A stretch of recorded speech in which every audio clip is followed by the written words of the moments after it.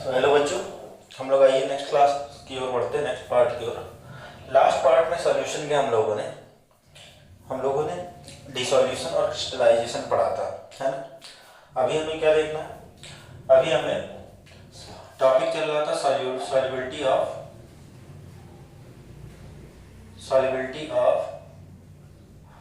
Gas, solubility of solid in a liquid, solubility of solid in a liquid, है ना।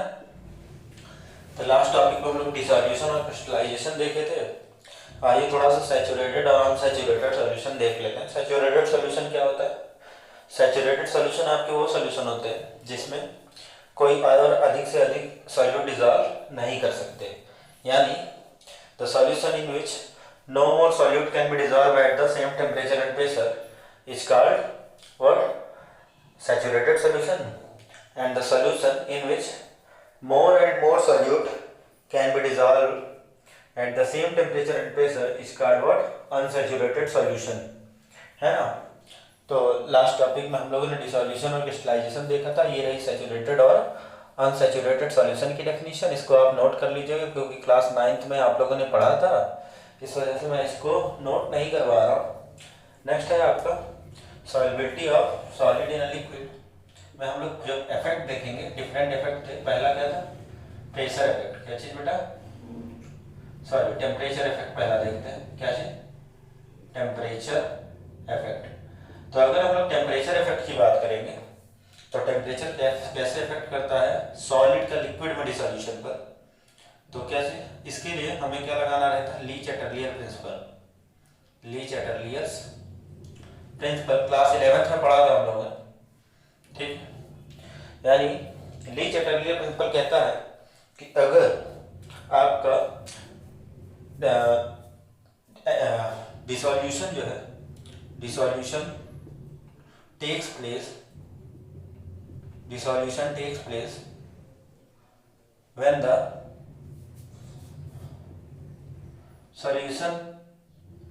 solution is what? Endothermic. Solution क्या होगा? Endothermic होगा। तो वहां पर डिसॉल्यूशन होगा, सॉल्युबिलिटी क्या हो जाएगी? डिसॉल्यूशन होगा, यानी सॉल्युबिलिटी ऐसे केस में क्या होगी? सॉल्युबिलिटी इंक्रीज कर जाएगी, ठीक है। इसका मतलब डेल्टा एच ग्रेटर देन 0। यहाँ पर लेट अस सपोज एक कंटेनर लिया, एक कंटेनर में हमने क्या कर दिया? वाटर लेकर हमने यहाँ पर शुगर के क्रिस्टल्स ले लिए, ठीक है, और इसको हमने हीट करना शुरू कर दिया।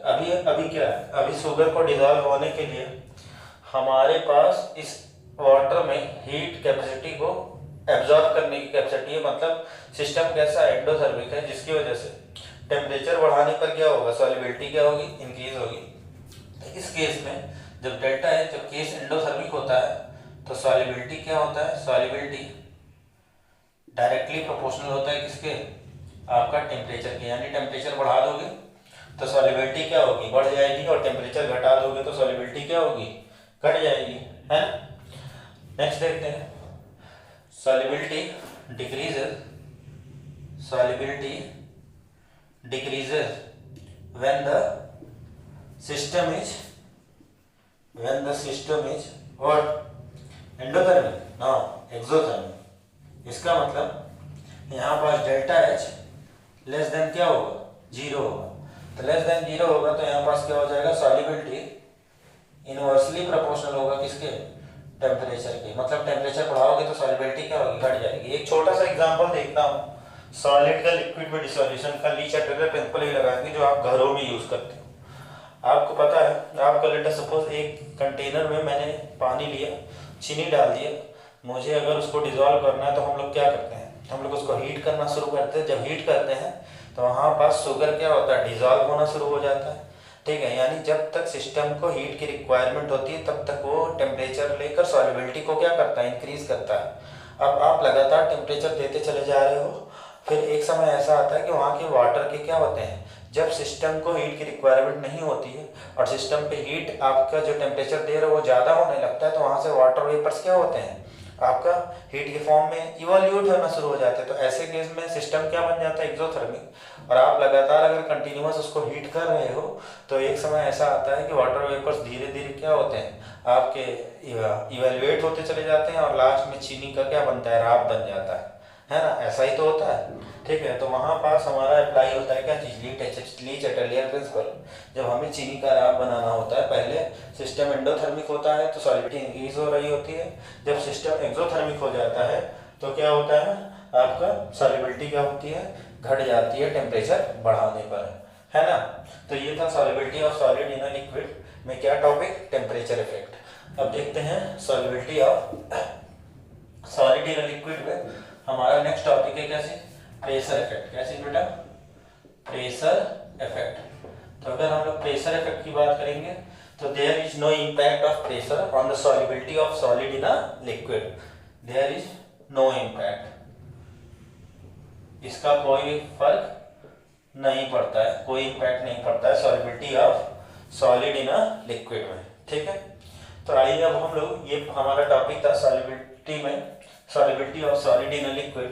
अब हमें क्या करना है, solubility of gas in a liquid देखना है, जहां पास हम लोग हेनरी लॉ और रॉबर्ट्स लॉ के बारे में डिस्कस करेंगे। आइए देखते हैं नेक्स्ट टॉपिक, सॉलिबिलिटी ऑफ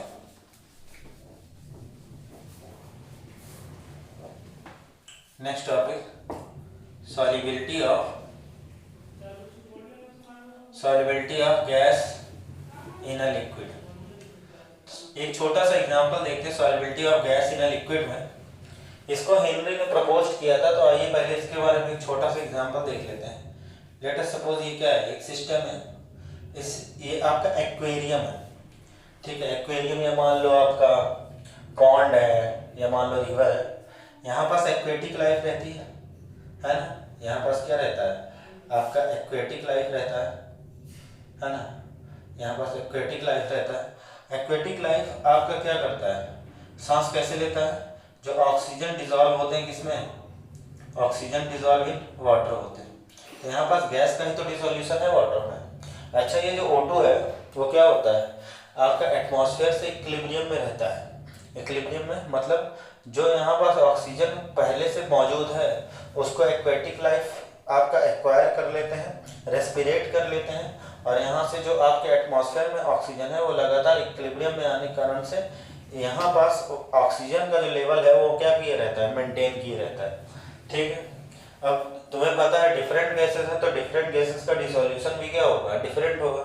यहाँ पास अगर तुम HCl गैस की बात करो, किसकी, HCl गैस की, तो HCl गैस यहाँ पास क्या होता है, इसका डिसोल्यूशन ज़्यादा होता है, सॉलिबिलिटी इसकी क्या होती है, वाटर में ज़्यादा होती है, जबकि O2 का आपका सॉलिबिलिटी क्या होती है, सॉलिबिलिटी कम होती है एज कम्पेयर टू क्या चीज, HCl। तो हमें इसी solubility of gas, different gases हैं जो आपका लिक्विड में यूज होने हैं, उसको हमें क्या करना है, हमें हेनरी लॉ के टर्म में हमें समझना है। तो आइए हम लोग उसको हेनरी लॉ के टर्म में समझते हैं। तो अभी देखिए यहाँ पास क्या है, यहाँ पास अभी हम लोगों ने solubility of solid in a liquid में हम लोगों ने क्या देखा था, टेम्परेचर और प्रेशर इफेक्ट देखा था, है ना। अभी हमें क्या देखना है, अभी हमें solubility of gas in a liquid में भी टेम्परेचर और प्रेशर इफेक्ट देखना है। ठीक है ना, तो आइए देखते हैं। तो यहाँ पास क्या चीज, there are too much effect of pressure and temperature, there are too much impact of pressure and temperature on the solubility of gas in a liquid. तो आइए हम लोग किसकी तरफ बढ़ते हैं, हेनरी लॉ की तरफ बढ़ते हैं। तो और एक छोटा सा एग्जांपल देखता हूँ। छोटा सा एग्जांपल क्या है, आपका कोल्ड ड्रिंक्स की बोतल, पता है ना। तो हम लोग solubility of solid in a liquid में हम लोग क्या स्टार्ट करने जा रहे हैं, चूंकि प्रेशर और टेम्परेचर इम्पैक्ट करते हैं तो हम लोग क्या शुरू करने जा रहे हैं, प्रेशर इफेक्ट। और प्रेशर इफेक्ट के बारे में किसने बताया था, हेनरी ने बताया था। और छोटा सा एग्जांपल देख लेते हैं। कोल्ड ड्रिंक्स की बोतल देखिए, है ना, कोल्ड ड्रिंक में क्या करता है, और जब आप उसके कैप को ओपन करते हो तो देखो वहाँ पास बबल्स क्रिएट होते हैं। तो वो बबल्स एक्चुअली कार्बन डाइऑक्साइड के बबल्स रहते हैं। वहाँ पास कार्बन डाइऑक्साइड गैस को उस कोल्ड ड्रिंक्स की बोतल में फ्लश किया जाता है हाई प्रेशर पर, और जब आप उसका कैप ओपन करते हो तो क्या होता है, प्रेशर रिड्यूस होता है, प्रेशर घटता है, तो सॉलिबिलिटी क्या होती है, घट जाती है। और सॉलिबिलिटी घट जाने के कारण से कार्बन डाइऑक्साइड क्या होता है, बाहर आ जाता है। यानी अगर हम लोगों ने प्रेशर अप्लाई किया है तो इसीलिए कोल्ड ड्रिंक्स की बोतल बहुत मजबूत होती है। ठीक है, क्योंकि हाई प्रेशर पर कार्बन डाइऑक्साइड को क्या किया जाता है, वहाँ पास सॉल्युबल किया जाता है। तो जाहिर सी बात है अगर हम लोगों ने प्रेशर लगाया है तो सॉल्युबिलिटी क्या हो गई है, इंक्रीज हो गई है किसकी, गैस की लिक्विड में। तो हेनरी ने इसके लिए प्रपोज किया था, हेनरी प्रपोज्ड लॉ, ठीक है, that is called Henry law. कब, 1803 में, for the solubility of gas in a liquid के लिए। और इन्होंने कहा था according to Henry law what, solubility of gas in a liquid is directly proportional to what, pressure, is directly proportional to what, pressure। यानी solubility को हम लोग C से रिप्रेजेंट कर देते हैं, ठीक है, C gas is directly proportional to what, pressure. जाहिर सी बात है डायरेक्टली प्रोपोर्शनल का साइन हटेगा तो किसी ना किसी कांस्टेंट से मल्टीप्लाई होगा। तो C गैस इक्वल्स टू, यहाँ पास कांस्टेंट आया KH, this is KH is for proportionality constant, और इसी को हम लोग हेनरी कांस्टेंट भी कहते हैं। क्या चीज, हेनरी कांस्टेंट। ये जो हेनरी कांस्टेंट की वैल्यू है ये डिफरेंट गैसेस के लिए डिफरेंट होती है। यहाँ पास KHP है ना। देखो बहुत सारे आपको किताबों में आपको C gas equals to KH into P मिलेगा, और बहुत सारी किताबों में PH equals to KH into C gas मिलेगा, ठीक है। तो हमें बहुत कंफ्यूज नहीं होना है, ये डिपेंड करेगा कि आपका इसका यूनिट क्या है। जैसे यहाँ पास अगर प्रेशर को हमें नापना है तो ATM में, सही है ना, ATM में, और सॉल्युबिलिटी किसमें, मोल पर लीटर में, ठीक है। तो यहाँ से अगर KH की यूनिट निकालोगे तो KH की यूनिट क्या हो जाएगी, ये ATM डिवाइड में चला जाएगा, ठीक है। तो यहाँ पास ये क्या हो जाएगा आपका मोल पर लीटर पर ATM, यही तो है ना। और यहाँ पास निकालोगे KH की वैल्यू तो यहाँ पास ATM पर मोल पर लीटर, है ना। तो ये डिपेंड करेगा जो आपकी वैल्यू दी होगी यूनिट पर कि यहाँ पास कौन सा इक्वेशन इस्तेमाल करना है। अधिकतर जो है आपका ये वाला इक्वेशन इस्तेमाल होता है, ठीक है। आपके NCERT में जितने भी न्यूमेरिकल्स हैं, तो जेई से रिलेटेड, नीट से रिलेटेड जो क्वेश्चंस आते हैं उसमें थोड़ा सा कभी कभी इसको इस्तेमाल करते हैं, क्योंकि वो कॉन्सेप्चुअल क्वेश्चन बनाते हैं आप, और उन्हें पता होता है कि आप क्या पढ़ के आए हो, उसी के अकॉर्डिंग वो लोग क्वेश्चन बनाते हैं। लेकिन मोस्ट प्रोबेबली आपके NCERT में ये वाली इक्वेशन दे रखी है, ठीक है। तो यहाँ पर क्या है, solubility of gas in a liquid में हेनरी लॉ क्या कहता है, solubility of gas in a liquid is directly proportional to what, pressure. यानी प्रेशर बढ़ाएंगे तो सॉल्युबिलिटी क्या होगी, बढ़ जाएगी। 1803 में हेनरी ने लॉ प्रपोज किया था, ठीक है। आइए हम लोग देखते हैं, और इसके बहुत सारे टर्म्स जो जुड़े हुए हैं किससे, हेनरी लॉ से।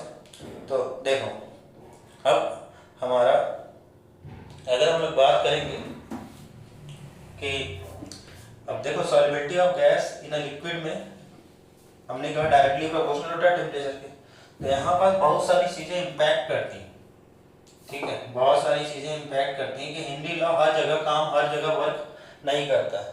जैसे हेनरी लॉ आपका तभी काम करता है, देखो इम्पैक्शन देखो, हेनरी लॉ तभी काम करता है जब आपका सिस्टम किस में आ जाता है, इक्विलिब्रियम में। इसका मतलब when the reaction takes place, जब रिएक्शन हो रहा होगा तब आपका हेनरी लॉ काम नहीं करेगा।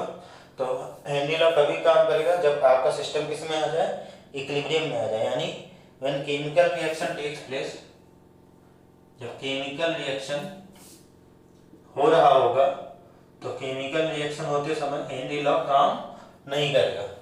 साथ में it does not work at high pressure, high pressure पर ये वर्क नहीं करता, ठीक है, हाई प्रेशर पर भी ये वर्क नहीं करता, ठीक है ना। तो ये ड्रॉबैक्स हैं हेनरी लॉ के, ठीक है। और यहाँ पास देखें ये आपका डाइल्यूट सॉल्यूशन में ही वर्क करता है, किसमें, डाइल्यूट सॉल्यूशन में ही वर्क करता है। It works when the solution is what, dilute, only works when the solution is what, dilute। dilute का मतलब जिसका मोल फ्रैक्शन आपका लेस देन 0.03, 0.03 से कम मोल फ्रैक्शन वाले आपके जितने भी सॉल्यूशन रहेंगे वहां पास हेनरी लॉ वर्क करेगा, वरना ये वर्क नहीं करेगा। आ रही बात समझ में। और KH जो होता है यहाँ पास फंक्शन होता है किसका, टेम्परेचर का। KH इज के एच इज फंक्शन ऑफ क्या चीज बेटा, टेम्परेचर। यानी जो हेनरी लॉ कांस्टेंट है के एच है वो आपका क्या होता है, टेम्परेचर डिपेंडेंट होता है। क्या चीज, टेम्परेचर डिपेंडेंट होता है। ठीक है, आइए हम लोग अब हेनरी लॉ इक्वेशन की तरफ बढ़ते हैं। ये तुम्हारे कॉन्सेप्ट है हेनरी लॉ के। तो क्या है Henry law, solubility of gas in a liquid is directly proportional to the what, temperature, है ना। Solubility of gas in a liquid is directly proportional to pressure. ठीक है, प्रेशर बढ़ाओगे तो सॉल्युबिलिटी क्या होगी, बढ़ जाएगी, और प्रेशर घटा दोगे तो सॉल्युबिलिटी क्या होगी, आपकी सॉल्युबिलिटी घट जाएगी, है ना। आइए हेनरी लॉ इक्वेशन की तरफ बढ़ते हैं। तो अगर हेनरी लॉ की इक्वेशन की तरफ देखें, हेनरी लॉ इक्वेशन, है ना। तो अगर हम हेनरी लॉ के इक्वेशन की तरफ देखेंगे, क्या चीज, हेनरी लॉ इक्वेशन। तो ये देखो अभी अभी हम लोगों ने पढ़ा, solubility of gas in a liquid is directly proportional to C gas is directly proportional to what, pressure. यही तो है ना, प्रेशर ऑफ द गैस। देखो यहाँ पर इसको हमने कहा था ऐसे भी रिप्रेजेंट कर सकते हैं, P gas is directly proportional to what, solubility of the gas, है ना। एक चीज ध्यान रखो, यहाँ पर ये वाला जो है ये आपका मोस्ट प्रोबेबली यूज होता है। ये आपका कॉन्सेप्चुअल क्वेश्चन जब आईआईटी जेईई और नीट के सिलेबस में जाओगे ना तब आएंगे, वो हमें देखना है। जब हम लोग आईआईटी और जेईई के तुम्हें क्वेश्चन सॉल्व करवाऊंगा तब मैं इस इक्वेशन का इस्तेमाल करूंगा, लेकिन 99% केसेस में आपका क्या ये वाली इक्वेशन इस्तेमाल होती है, pressure of the gas is directly proportional to the solubility. अब देखो यहाँ पर solubility is also represented in terms of mole fraction. Solubility is also represent in terms of mole fraction. In terms of mole fraction, solubility को mole fraction के term में भी use करते हैं। तो जाहिर सी बात है अगर solubility को मोल फ्रैक्शन के टर्म में यूज करते हैं तो जहाँ पर solubility है वहाँ पर हम लोग x ले लें। तो ये रहा, pressure of the gas is directly proportional to what, क्या चीज, मोल फ्रैक्शन। डायरेक्टली प्रोपोर्शनल का साइन हटेगा, किसी ना किसी कांस्टेंट से मल्टीप्लाई होगा, और यहाँ पास कांस्टेंट क्या आएगा बेटा, KH। सही है ना, हेनरी लॉ कांस्टेंट, और यहाँ से KH की वैल्यू निकालोगे तो this is P gas upon what, x। ठीक है, आइए इसके ग्राफ बना लेते। ग्राफ कैसे बनेगा तुम ही बताओ, ये देखो, ठीक है, ये कांस्टेंट है तो एक तरफ हम लोग क्या कर लें, प्रेशर ऑफ द गैस किसी भी गैस के लिए, और एक तरफ क्या है आपका मोल फ्रैक्शन की वैल्यू, है ना, और आपका सॉल्युबिलिटी क्या है, कांस्टेंट, वो हेनरी लॉ कांस्टेंट क्या होगा, ये कुछ ऐसे चला जाएगा, ये देखो, this is what, KH constant. आ रही बात समझ में। तो ये रहा आपका ग्राफ जो किससे रिलेटेड है, आपका हेनरी लॉ से रिलेटेड है ना। तो ये था आपका क्या चीज, हेनरी लॉ, जो कि आपका solubility of gas in a liquid में प्रेशर इफेक्ट हम लोगों ने देखा। ठीक है, नेक्स्ट देखते हैं। अच्छा, उसी समय आपका डाल्टन ने भी आपका सेम लॉ दिया था, उन्होंने ही सेम टाइम पर उन्होंने भी यही कहा था, solubility of gas is directly proportional to what, partial pressure of the gas. ठीक है ना। तो हमें बहुत ज़्यादा डेल्टन्स के बारे में नहीं पढ़ना है, हम लोगों ने डेल्टन्स के बारे में क्लास 11th में पढ़ा था। ठीक, हेनरी लॉ कांस्टेंट से डिफरेंट जो KH की वैल्यू है वो आपकी बुक में दी हुई है NCERT में। ठीक है, आपका वो देख लीजिएगा आप। नेक्स्ट है आपका टेम्परेचर इफेक्ट, और अगर हम लोग टेम्परेचर इफेक्ट की बात करें, solubility of gas in a liquid में प्रेशर इफेक्ट हुआ, अभी किसके बारे में देखना है, टेम्परेचर इफेक्ट। किसके बारे में हमें देखना है, टेम्परेचर इफेक्ट के बारे में।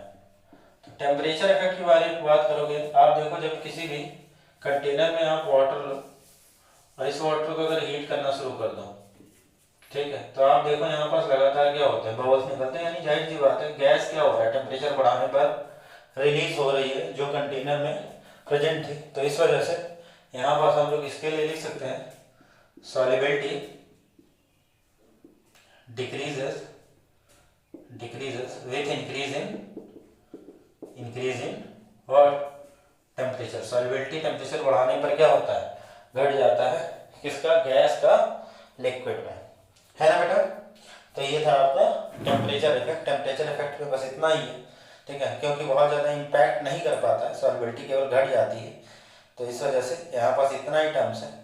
नेक्स्ट आप हम लोग देख रहे हैं हेनरी लॉ के एप्लीकेशन। तो आइए हम लोग हेनरी लॉ के एप्लीकेशन देखते हैं। एप्लीकेशन में हम लोग आइए बहुत बढ़िया बढ़िया एप्लीकेशन है हेनरी लॉ के। ठीक है, मिटा दें इसको। चलो,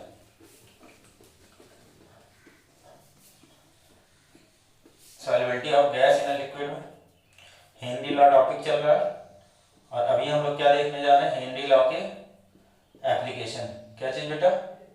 हेनरी लॉ के एप्लीकेशन। तो अगर हम लोग हेनरी लॉ के एप्लीकेशन की बात करें तो पहला एप्लीकेशन वही सोडा वाटर बॉटल का।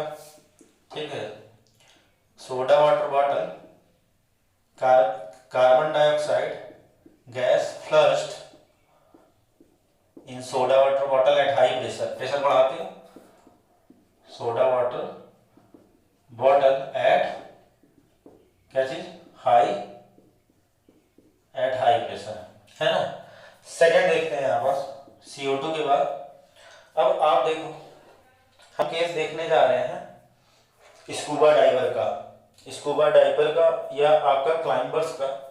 आप एक छोटा सा एग्जांपल तुमको बताता हूँ। लेट अस सपोज ये देखो, ये देखो, ये मैंने कहा ये आपका नदी का पोर्शन है, ठीक, और ये आपका पहाड़ है, ठीक है, माउंटेन्स। अब मान लो एक बंदा यहाँ पास ये रहा, ठीक। अब देखो, लेट अस सपोज तुम ये हो है, और तुम्हारे ऊपर एक मान लो 1 किलो का वेट रख दिया गया, ठीक है। प्रेशर पड़ेगा बॉडी में, फिर 5 किलो का वेट रख दिया जाए, प्रेशर क्या होगा? बढ़ेगा ना। तो इस तरह से जितना वेट रखते चले जाओगे उतना प्रेशर बढ़ता चला जाएगा। स्कूबा डाइवर के केस में यानी जाहिर सी बात है, अगर बंदा यहाँ पास है, अगर बंदा यहाँ पास है तो देखो there are too much weight, तो यहाँ पास प्रेशर बॉडी पर क्या होगा? हाई होगा, ठीक। और जबकि यहाँ पास अगर बंदे को अगर ले जाओगे तो यहाँ पास प्रेशर क्या होगा? प्रेशर लो होगा, है। अब पहले हम लोग दोनों अलग अलग केस देख लेते हैं। चाहे एक बंदा माउंटेन पर क्लाइंब करने जाए, और चाहे आपका एक स्कूबा डाइवर, आपका बहुत देर जो पानी में रहते हैं गोताखोर, उनके बारे में देखें तो दोनों ऑक्सीजन के सिलेंडर लेकर जाते हैं। क्या लेकर जाते हैं? ऑक्सीजन के सिलेंडर लेकर जाते हैं। तो आइए देखते हैं वही केस। सेकंड है क्या चीज? माउंटेन क्लाइंबर्स, माउंटेन क्लाइंबर्स, ठीक है, take oxygen cylinder with him, oxygen cylinder with him, ठीक है। एक्चुअली होता क्या है, ये देखो यहाँ पर जब बंदा हाई प्रेशर पर जाता है, जब मान लो माउंटेन पर गया है, तो वहां पर प्रेशर रिड्यूस होने के कारण से, चूंकि हमने कहा है pressure is directly proportional to what? Solubility of gas, है ना। तो जाहिर सी बात है ऊपर गया तो प्रेशर क्या हो गया? घट गया, और प्रेशर घटा तो ऑक्सीजन का जो डिसोल्यूशन है आपके बॉडी में वो भी क्या होगा? कम हो जाएगा। ऑक्सीजन गैस जो ब्लड में डिसॉल्व है, तो जाहिर सी बात है ऐसे केस में जो बंदा हाई क्लाइंबिंग के लिए गया है, जब ऑक्सीजन की मात्रा कम हो जाएगी बॉडी में, ब्लड में, तो वहां पास एनर्जी का जो वर्क है वो भी क्या होगा? कम हो जाएगा। रेस्पिरेशन आपका क्या होगा? कम होगा। तो जाहिर सी बात है आपके जो ग्लूकोज का अमाउंट है वो भी क्या होगा? कम बनेगा। ऐसे केस में जो माउंटेन क्लाइंबर है वो क्या होता है? वीकनेस फील करने लगता है, वीकनेस फील करने लगता है। एंड वहां पास जो बीमारी होती है दैट इज कॉल्ड एनॉक्सिया। क्या कहलाती है? एनॉक्सिया, ठीक है ना। वीकनेस आना, सॉल्युबिलिटी ऑक्सीजन का बॉडी में घट जाने के कारण, ठीक है, सॉल्युबिलिटी बॉडी में ऑक्सीजन का घट जाने के कारण से वहां पास वीकनेस आती है, जिसको हम लोग क्या कहते हैं? एनॉक्सिया कहते हैं। आ रही बात समझ? इस वजह से ऑक्सीजन का सिलेंडर ले जाने पर, ऑक्सीजन का सिलेंडर जो क्लाइंबर्स ले गए हैं ऊपर, उसके वो सॉल्युबिलिटी को, गैस के अमाउंट को कम नहीं होने देता, जिसके कारण से वहां पर उनको वीकनेस और एनॉक्सिया जैसी बीमारी नहीं होती, ठीक है ना। नेक्स्ट हम लोग देखें स्कूबा डाइवर्स का केस। देखो स्कूबा डाइवर्स का केस बहुत मजेदार है। आओ देखते हैं स्कूबा डाइवर्स के केस में क्या होता है, ठीक है। तो स्कूबा डाइवर्स देखो, अब जाहिर सी बात है, थर्ड है scuba divers, scuba divers also take O2 cylinder with him. क्यों ये देखना, O2 सिलेंडर विथ हिम। और देखते हैं क्यों। जब देखो बंदा स्कूबा डाइवर जो होते हैं उनको बार बार ऊपर नीचे करना पड़ता है, ठीक है। तो अगर मान लो वो जो स्कूबा डाइवर वाला बंदा है वो यहाँ पास है तो प्रेशर हाई है, और प्रेशर हाई होगा तो सॉल्वेबिलिटी क्या होगी, बढ़ जाएगी। ऑक्सीजन का डिसोल्यूशन ब्लड में बढ़ जाएगा। ऑक्सीजन के साथ साथ हमारी बॉडी में बहुत सारी और भी गैसेस रहती हैं, जैसे कि आपका नाइट्रोजन हो गया, ऑक्सीजन हो गया, और भी डिफरेंट गैसेस रहती हैं, ठीक है। तो जाहिर सी बात है अगर ऑक्सीजन का डिसोल्यूशन बढ़ा है ब्लड में, साथ में नाइट्रोजन का भी डिसोल्यूशन बढ़ा है ब्लड में, है ना, हाई प्रेशर होने की वजह से, है ना। तो जिसके कारण से नाइट्रोजन का अगर डिसोल्यूशन ब्लड में बढ़ गया ऑक्सीजन के साथ साथ, तो वहाँ पास टॉक्सिसिटी बॉडी में क्या होती है, इंक्रीज हो जाती है। इस केस में आपकी जो ब्लड कैपिलरीज होती हैं वो क्या होती हैं, मान लो यहाँ पास बंदा है, फिर जब बंदा ऊपर नीचे करेगा इसको डाइवर्स, तो नाइट्रोजन का अमाउंट बढ़ने की, टॉक्सिसिटी बढ़ने के कारण से आपके जो ब्लड वेसल्स होते हैं, ब्लड वेसल्स वो क्या होते हैं, ब्लॉक हो जाते हैं।